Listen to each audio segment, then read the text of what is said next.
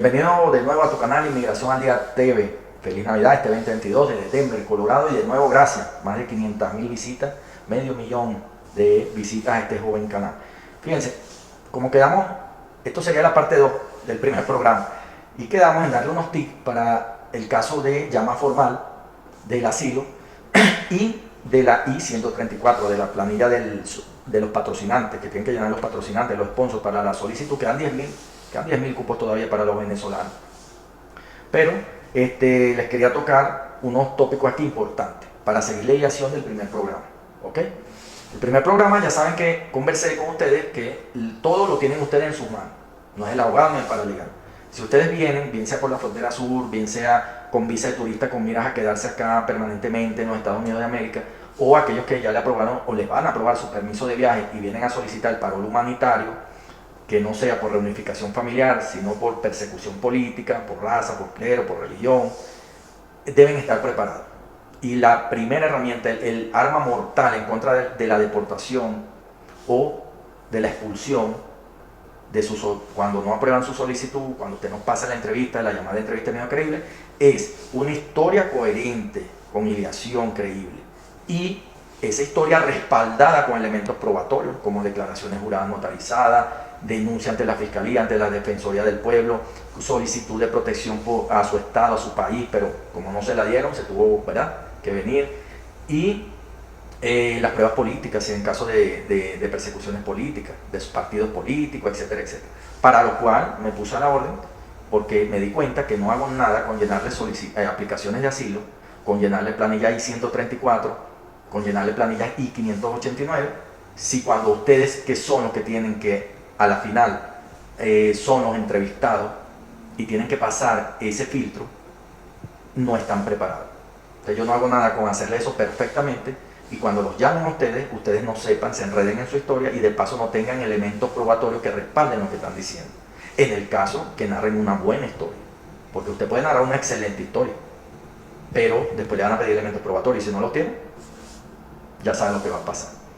Entonces me estoy especializando más y me estoy dirigiendo más a ayudarle a ustedes a armar su historia, ¿verdad?, y a conseguir los elementos probatorios, políticos, judiciales, testimoniales, para que así sea su mecanismo de inmigración a los Estados Unidos se convierta en un proceso organizado, creíble, confiable, legal, un proceso que entonces a la final va a estar blindado, va a ser inexpugnable, ¿ok? Va a estar bien blindado y de verdad va a ser aprobado usted.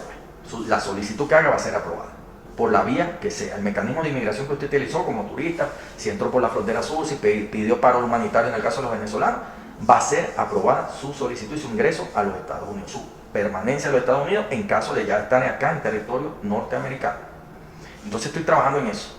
Estoy trabajando con crearle a ustedes una historia con respaldos, respaldada por elementos probatorios, que sea inexpugnable, que sea infalible, que donde usted llegue, bueno, señor abogado, mi historia es esta y aquí están las pruebas, y si usted es bueno y si es un buen bufete, bueno, aquí ya le di lo que usted necesita para que me defienda, porque los abogados tampoco son magos. Usted no, yo contraté un buen abogado y listo, no hay problema, él me va a hacer todo. No, ellos jamás le van a hacer a usted la historia, jamás en la vida le van a conseguir a usted ningún medio probatorio. Eso es usted. De hecho, de eso le voy a conversar ahorita. Ellos le dan una planilla a usted, que usted narre su historia, y si tiene pruebas de eso no, eso no es problema de él. O sea, si no le das buenos argumentos al abogado, por muy bueno que sea, muy caro que sea, muy buen bufete que sea, ante el juez, hay un fiscal también. Entonces, para convencer al fiscal y al juez, no hay elementos probatorios, no hay una buena historia, no hay una buena narración de los hechos, y simplemente va a ser deportado. Así de sencillo. Por eso, de cada 100 solicitudes se van a aprobar 5 o 6. ¿Por qué? ¿Porque los jueces son malos? Porque no. Porque el fiscal no. Es porque no estuvieron bien asesorados, no le dieron las herramientas, tiraron a la guerra al abogado sin arma. Entonces, obviamente, el fiscal, cada vez que hay una falla en nosotros, él se arma más, se fortalece más y nos gana en los casos. Pero si usted le da una historia coherente, confiable, usted la narra ahí en el tribunal y el abogado presenta los medios probatorios de cada palabra que usted dijo, oye, ahí desarmamos al fiscal, ahí vamos armados a la batalla, y hay un 99% de probabilidad que se gane la batalla. ¿De acuerdo?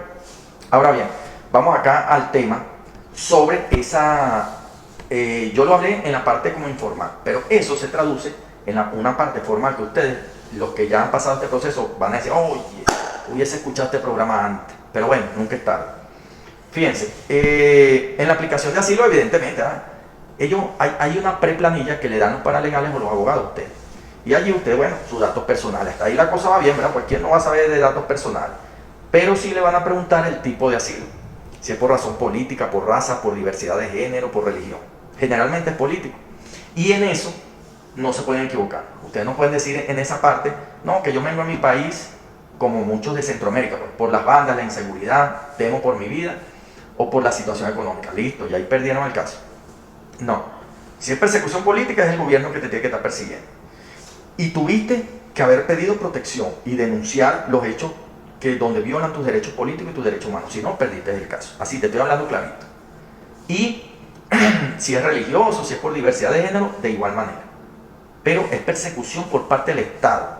Y en algunos casos, como diversidad de género, religión o raza, es que tú pusiste la denuncia, pero el Estado no te protege de aquellos grupos racistas o de aquellos grupos que rechazan pues alguna conducta de la diversidad de género. Entonces, como no te protege tu gobierno, ¿qué vas a hacer? Tienes que buscar protección en otro lado. Ojo con lo que le estoy diciendo. Más allá de que la situación económica, tienen que demostrarlo, que ustedes no vienen por la situación económica, porque estaban pelando allá y quieren llegar aquí a trabajar, ganar dólares, no, ni se les ocurre, sino porque de verdad temen por su vida, o de ser encarcelados, o de ser vejados, violados, en el caso de la diversidad, etc. Ojo, le estoy hablando claro. Y eso está en esa planilla, en esa aplicación. Entonces, allí le van a preguntar precisamente los daños que usted ha sufrido, si ha sufrido tortura, si ha sufrido amenazas, si ha sido imputado, los daños que ha sufrido, si hay allanamientos, persecuciones, qué tipo, si sufrió secuestro por parte de las autoridades o los organismos de seguridad del Estado. Eso se lo van a preguntar ahí. Entonces usted tiene que narrar esos hechos precisos, ¿verdad? Y algunos abogados piden que se lo resumen en 500 palabras. Entonces, tiene que ser preciso, pero tienes que tener las pruebas de eso que estás diciendo. Porque si no, el abogado, ya les hablé, no es mucho lo que ofrece en ganar un caso, si no tiene las herramientas. Ok, después no le vayan a echar la culpa a los abogados, por cierto. Dice, ¿por quién se produjo el daño? ¿Dónde? ¿Cuándo? Son palabras precisas que preguntan, ¿verdad? Aquí, Estados Unidos, el Departamento de Migración, palabras precisas. Entonces aquí no se puede venir a echar cuento. Usted tiene que precisar dónde, cuándo, quién le produjo el daño, la tortura, el secuestro, el allanamiento, sin orden judicial, violando todo tipo de derecho humano. ¿Ok? También en esa planilla le preguntan la imposibilidad de regresar a su país. Que explique por qué. ¿Por qué usted no puede regresar a su país? Y ahí es que usted tiene que fundamentar el por qué. ¿Ok? Y por eso los medios probatorios. Que la prueba madre para mí son las denuncias judiciales. Ahí usted lo dice todo. Usted denunció ciertas situaciones irregulares donde le violan sus derechos fundamentales, el Estado no lo protegió, estos hechos se fortalecieron, arremetieron más contra usted y por eso usted tuvo que salir. Y si regresa, lo que le espera es cárcel o desaparición. ¿Ok? Eso es muy importante. Y demostrar pues el desprendimiento, porque ahí hacen preguntas, el desprendimiento que usted tuvo, pues tuvo que dejar sus bienes, su casa, su familia. O sea, que en verdad usted vino, ¿verdad? Pasando trabajo, a veces hasta por la selva, porque lo van a matar en su país, no porque tiene necesidad y necesita trabajar aquí. Ojo con eso. De todas maneras, siempre estoy a la orden para comunicarme con ustedes y cualquier pregunta siempre a su orden. Fíjense, antecedentes penales, currículos políticos, ¿vio? Denuncia, ¿ves? Declaraciones juradas y constancia, ¿ok? Constancia de trabajo. No, yo trabajaba en mi país, yo estaba bien económicamente todo, pero según esta circunstancia yo tuve que huir. Entonces, también necesita constancia. Entonces, fíjense, ¿ven? No soy yo inventando. Eso tarde o temprano ustedes tienen que hacerlo. Claro, hay veces que, bueno, un paralegal, bueno, a mí me pagan y ya. Yo llene la planilla, según lo que usted puso ahí. ¿Ok? Entonces, ojo con eso. Es más, hay casos de bufetes y abogados serios que cuando ven que no hay una narrativa coherente, una historia coherente, creíble, y no hay elementos probatorios, no toman los casos. No, que yo tengo plata, no los toman. Pues saben que van a perder casos. Van a perder la oportunidad. Ok, que no deberían perder, porque es una sola. Fíjense, la persecución internacional, he tenido muchos casos de persecución internacional. Salen de Venezuela, pero por la premura se van a Colombia, de repente a Ecuador, de repente a Perú, a Chile, y luego pasan una semana, unos meses o años, 1 año, 2 años, 3 años, y vienen acá.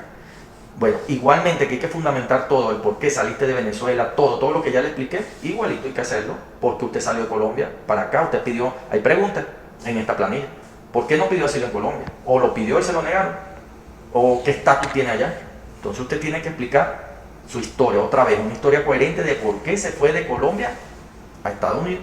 Si fue que, sabe que la guerrilla es aliada pues del régimen de Venezuela, y ahora más que está otro comunista en Colombia, de izquierda. Entonces, hay casos, yo tuve un caso que la guerrilla se metía por Cúcuta tranquila, con toda la impunidad, con este nuevo presidente, y buscaban militares de sectores venezolanos y los capturaban y se los entregaban allá, a Venezuela. Entonces, claro, él se sintió en estado de inseguridad, él puso, yo lo asesoré, puso sus denuncias pertinentes, las declaraciones de los vecinos que presenciaron todo, las declaraciones juradas, y se le montó su historia, el por qué él se tuvo que venir de Colombia, porque ahí también llegó la persecución, lo andaban buscando los grupos armados, a afecto al gobierno de Maduro, para entregárselo al gobierno venezolano. Los grupos colombianos armados afecto a los venezolanos, al gobierno de Venezuela. Entonces, claro, él ya no podía estar en Colombia, pues, y se vino, ¿ok? Para que tengan una idea. Tercer país, estatus, tiempo de estadía, y el miedo por qué regresar a ese país. Él tiene miedo de regresar a Colombia, pues lo ubican, lo precisan. Acuérdense que hay guerrilla rural y urbana. Si él se mudaba a otra ciudad, igualito lo precisa. Y bueno, imagínate que se lo entreguen al gobierno venezolano cuando sale de una cárcel, ¿ok? Ahora bien, este es otro tema que también quería tocar con ustedes, que sobre hablamos ahorita sobre la I-589, unos tips. Vamos a darle unos tips sobre la I-134. Ese es la solicitud, ¿verdad?, de patrocinante a beneficiario venezolano, en este caso. Bueno, nada, ahí tienen que abrir su cuenta en UCI, tanto el patrocinante como el beneficiario. Aquí les quería comentar algo. Hay personas que han solicitado grupos familiares, pero de 4 personas, uno tiene visa y le han aprobado el permiso de viaje. Acuérdense que primero aprueban el permiso de viaje, después si llegan acá por reunificación familiar, no es mucha la cosa, la entrevista y eso, ¿ves? Pero si llegan por persecución política, ahí sí tienen que estar atentos a todo lo que estoy hablando acá. Entonces, de esas 4 personas, uno tenía visa y no le aprobaron el permiso de viaje, pero él se vino igualito. Y aquí, por eso hay que venirse bien asesorado, una historia coherente, prueba. A él le aprobaron el paro humanitario. Él se vino con visa y le aprobaron el paro humanitario cuando pasó su entrevista. Claro, yo lo asesoré y más o menos le dije lo que tenía que decir cuando lo entrevistara, cuando estuviese entrando acá al aeropuerto. Y bueno, que él venía con su familia, que él iba a respetar, él venía a ver cómo ubicar a su familia con su visa, él se regresaba, pero que se había la oportunidad, porque en realidad él temía regresar a su país, pero traía sus pruebas, su historia coherente, traía todo. Lo habíamos preparado. Y le dieron su paro humanitario, su permiso por 2 días. Ya vamos a hacer la aplicación de asilo, ya tiene eso adelantado, tiene su historia, tiene sus pruebas, o sea, ya es muy difícil de que él no logre sus objetivos. Y su familia. Ok, datos personales, sí, chévere, cuando uno se mete en UCI, chévere. Eso no es nada, no los voy a torturar con quién es el sponsor, quién puede ser beneficiario, XY, que si la doble nacionalidad, que preguntan mucho. La doble nacionalidad ya se los he dicho. El que tenga residencia permanente o doble nacionalidad se tiene que adherir a la solicitud que haga un familiar directo. O sea, la mamá y la solicita un patrocinante, pero la mamá es criollita, es venezolana y listo. Pero el hijo le dieron una residencia permanente en Perú o tiene doble nacionalidad colombiana, venezolana, él se adhiere a la mamá. Entonces el patrocinante los pide por reunificación familiar. La principal es la mamá, que no tiene ningún problema, y adhiere al hijo menor de edad, siempre y cuando sea menor de edad. Y listo, se viene tranquilo, y así el esposo con la esposa, o los esposos, los padres con los hijos, o los hijos con los padres, en algunos casos, hasta tíos y primos. ¿De acuerdo? Ok. Lo que sí no puede ser es diferente, pues. Personas que no son familia ni nada. No, bueno, tú eres venezolano, yo soy doble nacional, yo me voy contigo. Es difícil. Bueno, hay casos que las personas, bueno, se han venido. Pero bueno, hay de todo, en este mundo hay de todo. siempre y cuando, fíjense por acá, si esto también me lo han preguntado bastante, quedan como 10.000 cupos todavía para los venezolanos, por cierto. Y eso lo más seguro es que vayan a dar más cupos. El patrocinante, esto sí es importante. El patrocinante, si no es ciudadano norteamericano, evidentemente tiene que presentar una parte de nacimiento, porque en la parte de la hay una parte de la I-134 de la planilla que país de nacimiento. Entonces no puedes poner que naciste en un país que no naciste. Entonces, país de nacimiento, ustedes tienen que tener la parte de nacimiento, ¿ok? De ese país. Y traducida, certificada al inglés. Aquí todo es inglés, ni se le ocurra dejar una parte de nacimiento allí, que ha pasado, créanme. En dejarla en, ¿cómo se dice? Dejarla ahí en castellano, porque hasta ahí llegan, no, por un documento no le aprueban el patrocinante, para que sepan, oye. Ok, parte de nacimiento, a quien solicitan, obviamente, eres empleado, bueno, esto es lo más importante, esto es lo que le interesa al gobierno de Estados Unidos, para que no se le convierta en un peso económico a estas personas. Si eres trabajador, a través de tus estados bancarios, de tus talones de pago, de la carta que te dé tu empleador y justifique lo que tú ganas allí, con todos esos medios probatorios tú demuestras tu estatus económico, ¿ok? Y si es fuerte, evidentemente vas a tener muchas más porcentajes de aprobación. En el caso de trabajar por tu cuenta, es igual. Tus estados de cuenta, en este caso tus estados contables certificados por contadores, porque una cosa son las entradas brutas y otra es las ganancias, y ese trabajo lo hacen los contadores, y demostrar pues en ambos casos con las taxes también. Hay un enredo aquí con las taxes, pero es que si eso es anual, entonces tú el año pasado hay una declaración de taxes y un ejemplo, pues tú ganabas $75.000 al año, pero resulta que este año te está yendo buenísimo y tu proyección es ganarte $500.000, pero tú no has declarado este año. Entonces, ¿qué vale allí? Vale tu carta del banco, tus últimos 12 meses de movimientos bancarios, ¿ok? Y si puedes utilizar una certificación de contadores, de una firma de contadores, que certifiquen tus ingresos, que este año vas a recibir mucho más dinero, etcétera, etcétera. A la final, las taxas, la gente se preocupa mucho, pero es que si meto las taxas se va a ver muy poquito. No, es que eso fue el año pasado. Tú este año andas mejor.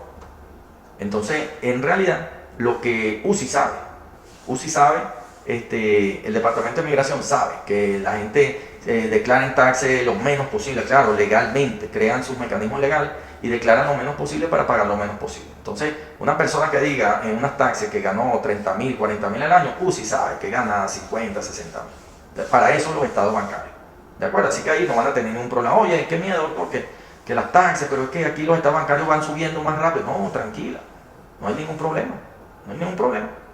¿Ok? Aquí no hay nada oculto, de verdad. Entonces, el gobierno lo que pasa es que actúa en algunos casos que sí amerita, pues, pero. ¿Ok? Pues seguimos. Ingresos, cuentas bancarias, declaraciones de impuestos. Esto es importantísimo también. En la unión familiar que ya le hablé y el apoyo que usted le va a dar a ese beneficiario. Háblelo clarito. Ahí hay parte en esa planilla donde usted puede poner notas extras. Mira, yo no va a ir conmigo, esa es otra pregunta que me hace. No importa que no vaya contigo. Puede vivir en otro sitio, pero tienes que contarlo, tienes que decirlo. Mira, yo le voy a alquilar un apartamento aparte, le voy a dar $100 diarios, le voy a dar comida, lo voy a inscribir en esta parte de un curso de inglés y le voy a poner en tal seguro de salud. Eso tienes que decirlo, eso es súper importante. Bueno, esto es igualito a lo que el tema anterior. Si uno hace las cosas bien y estos pequeños detalles, de verdad que es muy difícil que no te aprueben al patrocinante. ¿Ok? Con respecto al patrocinante, ¿verdad? Porque aquí, tanto allá como aquí, lo que le estoy hablando es dar la clave, es la clave. Quizás le ponga ese título a estos programas, ¿no? La clave. Yo les hablo sobre las claves. Fíjense, el copatrocinante, doctor, que no me aparece, ¿sabe que el patrocinante sí, ¿verdad? ¿Cuánto gana? ¿Qué hace? ¿Qué no hace? Pero el copatrocinante, ¿verdad? Que es el que va a apoyar también financieramente al sponsor, al patrocinante principal, no aparece. ¿Qué hacemos? ¿Se vuelven locos? No. Al final, ustedes recaudan todo eso en PDF, igualito, todos los datos que dio económico, que es lo que le interesa a UCI, todos los datos económicos que dio el patrocinante, los saca y también los meten en PDF y los va a dar el copatrocinante. Y los suben en PDF al final. Y de paso, suben una declaración jurada de que ustedes están jurando que van a colaborar con el patrocinante o el sponsor principal para todo eso que él dijo, para el seguro de salud, el estudio de inglés, los 100, etcétera, etcétera. Esa declaración jurada para el patrocinante está allí, está en digital en la planilla, pero para el patrocinante no, hay que subirle, cuidado en español, inglés, en inglés, todo aquí en inglés, ¿de acuerdo? Correo y código de cuenta UCI beneficiario. Ok, a los beneficiarios, después que le aprueben su sponsor, le va a llegar un correo, un código. Ahí es que se enredan, que en qué momento van a meter a los hijos, a la esposa, no, son planillas separadas, pero en esa misma cuenta y en ese mismo código. Porque ¿qué pasa? Que se ponen a estar viendo varias cuentas, varios códigos, y entonces ahí sí es separado. No, en esa misma cuenta, ese mismo código, se hace una planilla para cada quien, pero dejando claro que una va unida a la otra. Esta es mi mamá, aquí sí depende de mí mi hijo, y aquí sí yo voy con mi mamá, y bueno, de eso nos encargamos nosotros, ¿ok? En el caso de los que tienen doble nacionalidad, y los que tienen residencia permanente de otros países, que están vetados, pero si se anexan a la solicitud de un familiar directo, no. ¿De acuerdo? Ese es el trabajo de nosotros. Fíjense, eso es importantísimo. Entonces, el copatrocinante debe subir esa información en PDF. En PDF, ¿ok? Al final, la juramentación, que ya se las dije, que es súper importante, todo en inglés. Ok, esta es otra pregunta que también me hacen bastante. Hay una parte que dice fecha de expiración del pasaporte. Evidentemente, desde que se expiró tu pasaporte, tú tienes que contar 5 años. Por ejemplo, se expiró en el 2019, cuenta 5 años, 19, 20, 21, 22, 23, 24. Tú tienes que poner ahí, expira en el 2024. ¿De acuerdo? Ojo con poner 2019, porque entonces, no, este no tiene pasaporte, no va a poder viajar y te lo van a negar. Son detalles, esos detalles son los que hacen que se caigan las cosas. ¿Ok? Ya les voy a contar unos detalles al final para que vean y se queden locos ahí. ¿Qué pasa con la prórroga, doctor? Facilito, yo no se puede enredar. Mira, antes del 7 de julio del 2019, ¿verdad? Ustedes tienen la prórroga. Tienen esa prórroga de 5 años. Más nada, así de sencillo. Entonces, pasaporte vencido, ustedes le suman 5 años. Prórroga vencida, antes del 7 de julio del 2019, le suman 5 años. Listo. Bueno, para los que son un poquito testarudos, pero hasta ahí está bien. Pero después del 7 de julio de 2019 no le pueden sumar 5 años. Después ahí le dieron una prórroga por 2 años, 2019, 2020, 2021, está vencido, está vencido. Tiene que sacarse otro pasaporte, pues requisito sine qua non. Si no tiene pasaporte, no. Si tiene pasaporte vencido, olvídese de estar perdiendo tiempo con patrocinantes y esas cosas. Saque su pasaporte, ahorita el proceso es que está muy rápido. Gracias a Dios. Fíjense, lo que le decía de los pequeños detalles. Esto es importantísimo. Porque, por ejemplo, yo tengo una amiga, entonces ella le hicieron mal el proceso, lo que les dije, ¿ven? En vez de unificar los dos procesos, no lo supieron hacer y solicitaron por un lado a la madre y por otro lado a la hija de 6 años. Evidentemente aprobaron a la mamá, pero a la hija no ha llegado la aprobación. Entonces fíjense, pequeños detalles, si la hubiesen metido juntas, la aprueban y listo. Pero no lo supieron hacer. Ahora bien, todo no está perdido, como le dije a Paola. Ella, gracias a Dios, tiene nacionalidad chilena. Fíjense, tiene doble nacionalidad, es un caso de doble nacionalidad venezolana y chilena, pero viene con su mamá que es criollita. Y se anexa y listo. Pero en este caso yo le dije, no, vente tranquila, no te vengan a pasar tus navidades aquí tranquila.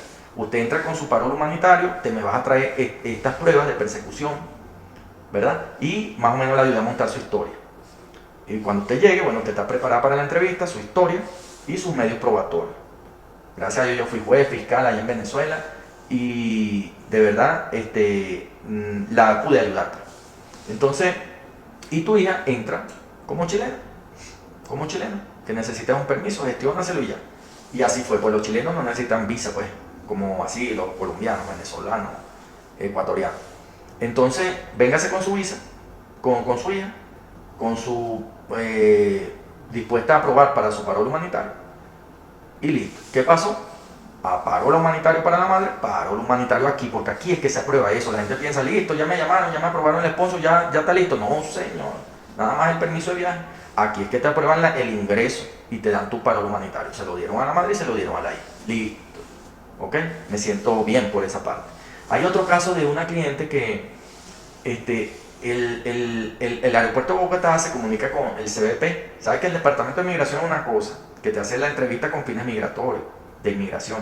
Y el CBP es ese que está pendiente de quién eres tú, si no eres terrorista, si no eres infiltrado, es de más de seguridad.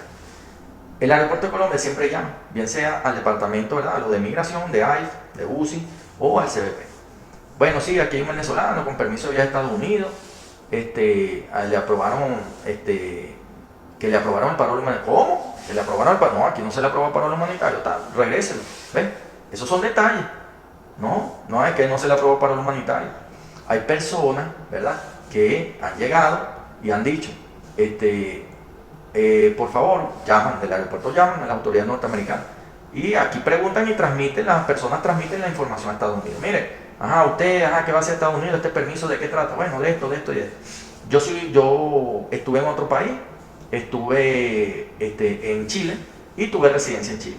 Ok, perfecto. Mira, aquí está una venezolana que le aprobaron su permiso de viaje, se llama tal, sí. Ella dice que estuvo en otro país, su residencia, ¿qué estatus? No, residencia en chilena. Ok, no, desaprobada, no la dejaron montar el avión. Le negaron, ahorita estamos peleando eso, le negaron esa oportunidad. ¿Por qué? Porque son personas muy ocupadas, gente de verdad muy ocupada. Entonces, bueno, ella es residente, y resulta que era residente temporal, que los residentes temporales, por eso la aprobaron, pues. Pero ellos asumieron que era residente permanente, y los residentes permanentes están vetados, y venía solita. Entonces, por no decir la palabra residencia temporal a la gente de viaje y que le transmitiera la información correcta, igual que la otra que dijo que tenía un paro humanitario aprobado, por esas palabras, por esos detalles, bueno, todavía no, estamos peleando eso, pero por esas palabras no están ahorita acá en los Estados Unidos. Así que estas cosas son de detalle, me le pongo a sus órdenes, para su historia, para su medio probatorio, para la planilla I-589, la I-134, estoy a sus órdenes, en perfecta comunicación, generalmente gratuitamente, cualquier asesoría que ustedes me pidan, mis suscriptores son mis consentidos, así que estamos totalmente a la orden con este tipo de programa y gracias con su apoyo, más de 500,000 de seguidores. Gracias de verdad.